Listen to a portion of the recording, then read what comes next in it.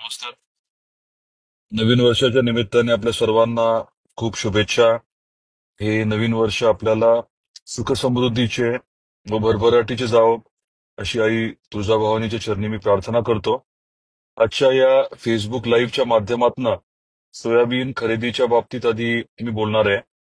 आपल्या सर्वांना कल्पना आहे की सोयाबीनचे दर जे आहेत ते बाजारभाव जे आहेत ते कमी आहेत आणि आधारभूत किंमत जी आहे ती 4,892 रुपये आहे. आणि आपला प्रयत्न हाच होता की जास्तीत जास्त खरेदी या केंद्रांच्या माध्यमातून व्हावी. दुर्दैवाने बारदाण्याचं शॉर्टेज असल्यामुळे, तुटवडा असल्यामुळे अनेक अडचणी यायला लागल्यात. आपल्या जिल्ह्यात साधारण 35,000 शेतकऱ्यांनी नोंदणी केलेली आहे. त्यापैकी 5,000 शेतकऱ्यांचं फक्त सोयाबीन हे खरेदी झालेलं आहे. आपण आता सरकारकडे विनंती केली आहे की जी खरेदी 12 तारखेला संपणार होती, थांबणार होती, त्याला एक 45 दिवसाची मुदतवाढ मिळावी. टप्प्याटप्प्याने मुदतवाढ मिळेल अशी अपेक्षा आहे. पहिल्या टप्प्यात किमान 15 दिवसाची मुदतवाढ मिळेल. म्हणजे ज्यांनी नोंद केलेली आहे अशा लोकांचं सोयाबीन जे आहे ते केंद्रावरती खरेदी होईल यासाठी आपला पाठपुरावा चालू आहे. संबंधित पणन मंत्री महोदय जयकुमारजी रावळ यांच्याशी माझी सविस्तर चर्चा झाली आहे. बारदाना उपलब्ध करून देण्यासाठी देखील ते पाठपुरावा करतायत. पुढच्या काही दिवसांमध्ये बारदाना उपलब्ध होईल. फारच अडचण आली तर जुनं बारदान वापरण्याच्या बाबतीत नाफेडचे जे अधिकारी आहेत त्यांच्याशी माझी चर्चा झाली आहे. त्या बाबतीत देखील विचार चालू आहे. पुढच्या काही दिवसांमध्ये यातलं सोल्युशन, यातला एक मार्ग जो आहे तो काढला जाईल असं मला सांगण्यात आलेलं आहे. आणि म्हटल्याप्रमाणे माझा पाठपुरावा राहील. एक तर बारदाना उपलब्ध करून घेणं आणि दुसरं म्हणजे जे 12 जानेवारीपर्यंत खरेदी होणार होती ती आपण आता वाढवून घेतोय आणि मला खात्री आहे की ती व्यवस्थितरित्या वाढवली जाईल, जेणेकरून ज्यांनी नोंदणी केली आहे अशा सर्व शेतकऱ्यांचं सोयाबीन जे आहे ते खरेदी केंद्रामध्ये विकत घेतलं जाईल. हा पहिला मुद्दा होता. दुसरा मुद्दा जो आहे तो पीक विम्याच्या बाबतीमध्ये. पीक विम्याच्या बाबतीत प्रक्रिया जी आहे ती चालू आहे. ज्यांनी नुकसान झाल्याचं कळवलंय, नैसर्गिक आपत्ती झाली 72 तासामध्ये, यांना निश्चितच योग्य तो नुकसान भरपाईचा रक्कम जी आहे, योग्य ती रक्कम ती त्याला उपलब्ध होईल. आणि याच्या व्यतिरिक्त अनुदानाचा जो मुद्दा होता, आपल्याला सर्वांना कल्पना आहे की सगळे आपले 57 मंडळ, या मंडळांना अनुदान जे आहे ते मिळू शकलं नाही. कारण अतिवृष्टी म्हणजे एका दिवसात 65 पेक्षा जास्त पाऊस किंवा सततचा पाऊस म्हणजे 5 दिवस सलग किमान 10 पाऊस, या निकषात बरेच मंडळ बसले नाहीत. परंतु निकष जे अयोग्य वाटले त्या अनुषंगाने मुख्यमंत्री आदरणीय देवेंद्रजी फडणवीस साहेबांना मी भेटलो आणि त्यांना विनंती केली की 5 दिवसामध्ये सलग 50 पेक्षा जास्त पाऊस आला असेल, झाला असेल, तर मग ते देखील सततचं पाऊस म्हणून निकषामध्ये कन्सिडर व्हावं, तो बदल केला जावा. त्याबद्दल ते सकारात्मक आहेत. त्या अनुषंगाने त्यांनी सचिवांना रिमार्क्स दिलेत आणि त्याविषयी देखील माझा पाठपुरावा राहील.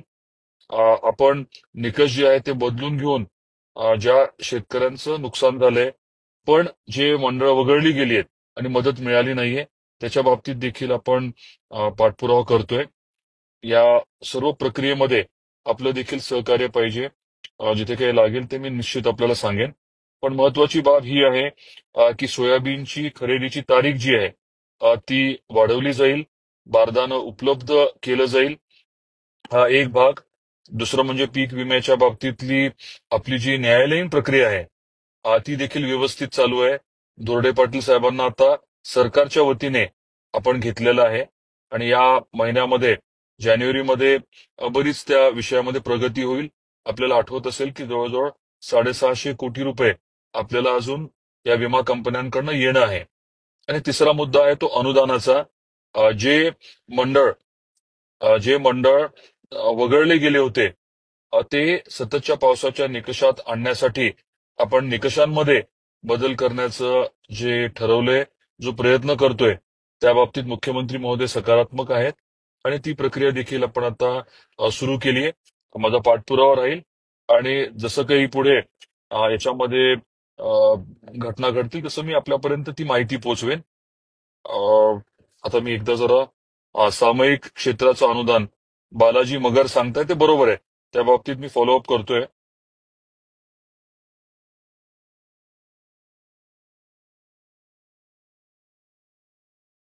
जे पैसे आता मिळणार आहेत ज्या निकषामध्ये बसणाऱ्या मंडळांचे ते लवकर मिळण्यासाठी देखील आपला पाठपुरावा चालू आहे.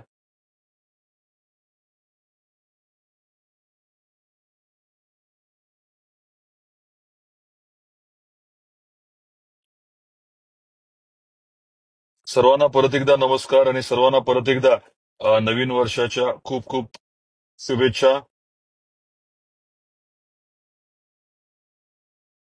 धनंजय बोंदर सांगतायत की खातं होल्ड केलंय SBI ढोकी.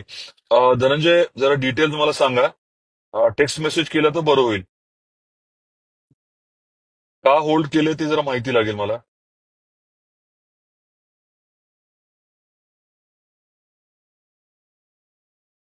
मला वाटतं बरेचसे विषय मी सांगितलेत.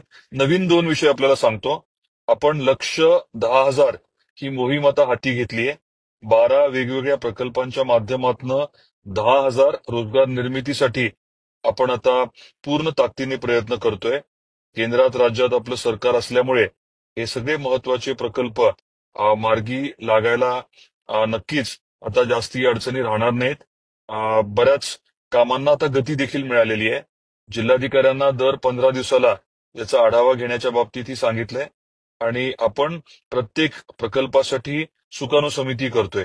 या बाबतीत देखील पुढच्या काळात मी एक आवर्जून फेसबुक लाईव्ह घेईन आणि आपण पीक विम्याच्या बाबतीमध्ये आपल्याला कल्पना आहे की थोडा बदल करायचं म्हणतोय किंवा वाढ करायची म्हणतोय.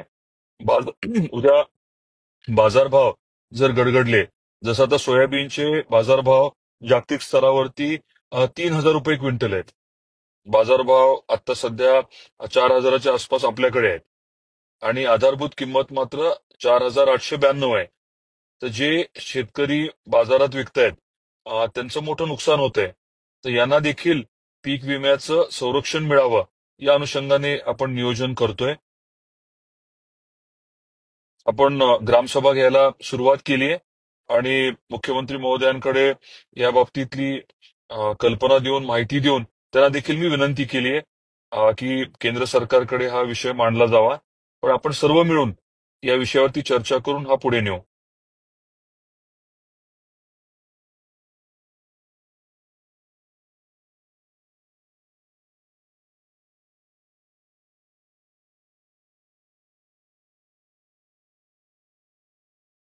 आपल्या सर्वांचे परत एकदा मी मनापासून आभार व्यक्त करतो.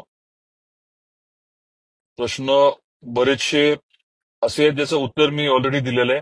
त्यामुळे आपला अधिक वेळ न घेता परत एकदा आपले आभार मानतो. आपल्या सर्वांना खूप शुभेच्छा.